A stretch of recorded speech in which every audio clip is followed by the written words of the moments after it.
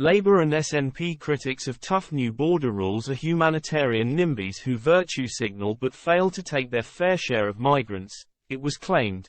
Immigration Minister Robert Jenrick will say there is nothing virtuous about making generous offers at the expense of Britons struggling to find a house or secure an NHS appointment.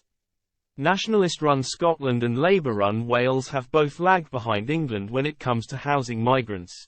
In a speech ahead of a crunch votes to tackle the small boats crisis in the Commons on Wednesday, Mr. Jenrick will hit out at humanitarian nimbys who rhetorically welcome refugees, but then fail to take their fare. These politicians grandstand and virtue signal their supposed generosity, he will say.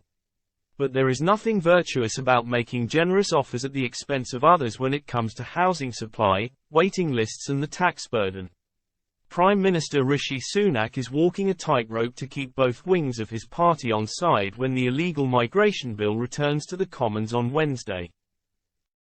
The legislation will change the law to make it clear people arriving in the UK illegally will not be able to remain in the country. Tory MPs on the right of the party demanded changes to the legislation after warning it did not go far enough.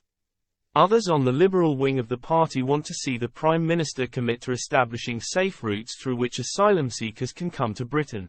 Mr. Jenrick will use a speech at Policy Exchange tomorrow to say, "We have entered an age of mass migration which requires Western governments to re-establish the integrity of their borders." He will say, "More people are on the move, and those individuals are more mobile than ever before.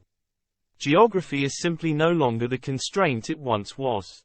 The consequence of this has been unprecedented amounts of illegal migration which has placed our public services under strain, weakened community cohesion and set back integration efforts.